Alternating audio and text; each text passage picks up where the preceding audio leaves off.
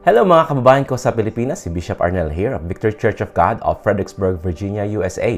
At maraming salamat po sa inyong patuloy na pagsubaybay at pagtangkilik sa ating Bible reading for this entire year. At ngayon po ay day 145 ng ating Bible reading at halina po kayo at basahin po natin ang salita ng Diyos sa araw na ito.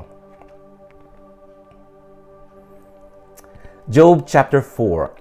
Sinabi ni Eliphaz na Temaneo, "Huwag mo na sanang ikasama ng loob ang aking sasabihin. Di ko na kayang manahimik. Di na ako makakapagpigil. Marami na ring tao ang iyong naturuan at mahihinang kamay ay iyong natulungan. Salita mo'y napakalakas sa nanlulupaypay, sa mahina't pagod pangaral mo'y umalalay. Ngayong ikaw na ang dumaranas ng matinding kahirapan, nawalan ka na ng pag-asa at parang nais mong mabuwal. Di ba't may takot ka sa Diyos at masunurin ka sa Kanya? Kaya dapat magtiwala ka at magkaroon ng pag-asa. Isipin mo mabuti, mayroon bang walang sala na napahamak ang buhay? Mayroon bang mabuting tao na dumanas ng kasawian? Ang alam ko'y ang mga naghahasik ng kasamaan ay sila ring nag-aani ng kaguluhan. Kaya naman ang Diyos sa tindi ng galit sa kanila, parang dinadaanan ng bagyo sila'y pinupuksa niya. Mga masasamang tao'y parang leyong umuungal, ngunit pinatatahimik sila ng Diyos. Ngipin nila'y tinatanggal. Para silang leyong walang mabiktima, namamatay sa gutom at nagkakawatak-watak ang mga anak nila. Minsan ako ay may narinig salitang ibinulong sa aking pandinig. Sa lalim ng hating gabi, parang ako'y nananaginip kung kailan ang tao'y mahimbing na naiidlip. Ako'y sinakmal ng matinding takot. Ako'y kinalabutan at nangatog ang tuhod. Malamig na hangin dumampi sa mukha ko. Sa takot ay nagtayuan ang aking balahibo. May nakita akong doon ay nakatayo, ngunit di ko mapagwari ang kanyang anyo. Maya-maya narinig ko ang isang tinig. Maaari bang maging matuwid ang isang tao sa paningin ng Diyos? Sa harap ng lumikha, mayroon bang malinis ang loob? Mga lingkod niya sa langit, di niya pinagkakatiwalaan. Sa kanya mismong mga anghel, may nakikita siyang kamalian. Paano pa siya magtitiwala sa taong mula sa alabok? Tulad ng gamo-gamo, ito ay marupok. Ang tao'y buhay ngayon, ngunit hindi tiyak kung mamaya siya pala ay patay na. Di pala alam nitong madla. Ang lahat niyang taglay sa kanya'y mawawala. Sa kanyang pagkamatay, kulang pa rin sa unawa. Job chapter 5. Sumigaw ka, Job, kung may sasagot sa iyo. Mayroon bang anghel na sa iyo'y sasaklolo? Ang sama ng loob ay pumapatay sa mga taong hangal.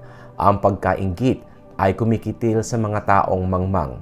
Nakakita na ako ng mga hangal na panatag kong titingnan, ngunit bigla kong sinusumpa ang kanilang mga tahanan. Walang matakbuhan ang kanilang mga anak, walang sinuman ang sa kanila'y magligtas. Ang kanilang ani kinakain ng mga gutom, kahit ang nasa tinikkan inaagaw sa kanila. Ninanasa ng mga uhaw ang kayamanan nila.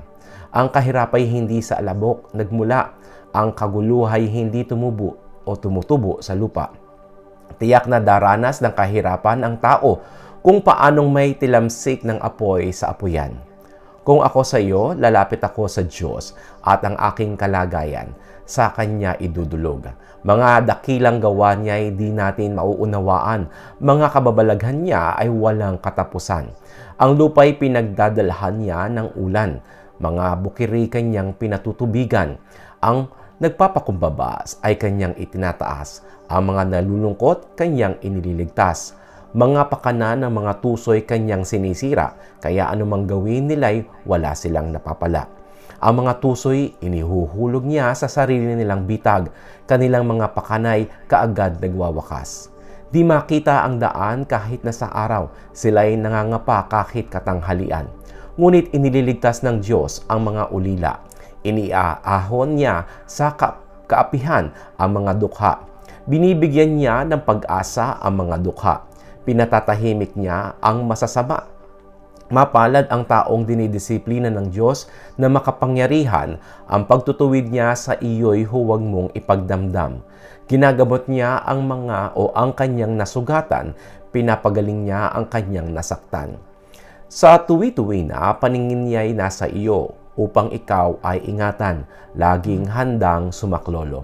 Sa panahon ng tagutom, di kanya pababayaan at kung sa digmaan ay hindi kanya iiwan. Ililigtas kanya sa dilang mapanira at di ka matatakot sa kapahamakan. Kaguluhan at tagutom, iyo lamang tatanawan at mababangis na hayop hindi mo katatakutan. Walang mga bato sa bukid na iyong sasakahin. Maiilap na hayop di ka lalapain. Magiging ligtas ang iyong tahanan at ang iyong mga kawan ay hindi mababawasan. Ang lahi mo ay di mapipigil sa paglaki. Tulad ng damo, ang mga supling mo ay darami. Tatamasahin mo ang mahabang buhay katulad ng bungang nahinog sa panahon ng anihan. Ang mga ito'y aming matagal na pinag-aralan. Pakinggat mo't alamin pagkat ito'y katotohanan. Job chapter 6.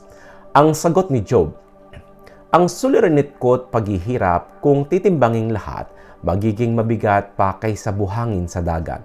Kaya mabibigat kong salita'y huwag ninyong ikagulat.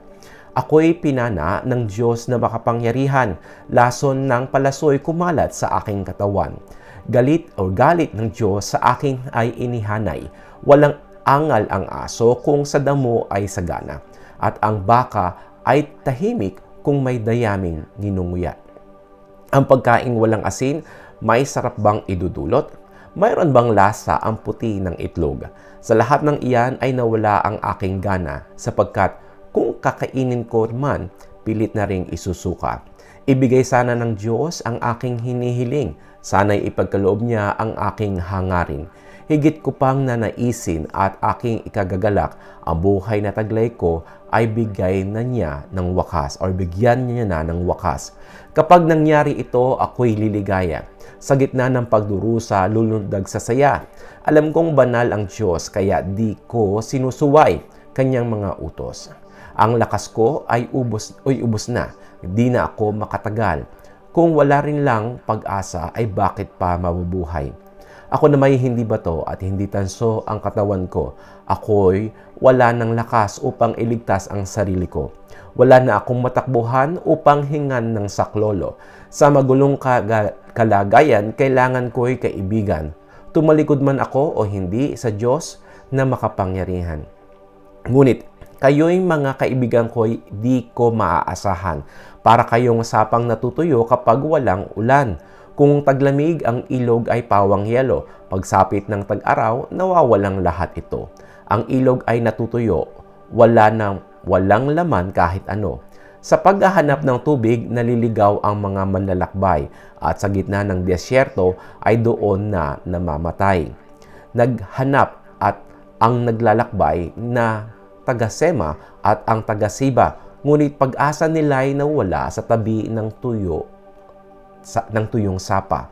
Para kayong mga batis na ang tubig ay natuyo, kaya kayo ay nabigla nang makita nyo ang aking anyo. Sa inyo ba kahit minsan ako ay nagpatulong? Kailan ba ako humingi sa inyo ng pasuhol? Ako ba kahit minsan nagpasaklolo sa inyo? Hiniling ko bang sa kaaway ay tubusin ninyo ako? Pagkakamali ko'y sabihin at ako'y turuan. Ako'y tatahimik upang kayo'y pakinggan. Mga salitang tapat kay gandang pakinggan, ngunit mga sinasabi ninyo'y walang katuturan. Kung ang sinasabi ko ay walang kabuluhan, bakit ninyo sinasagot itong aking karaingan?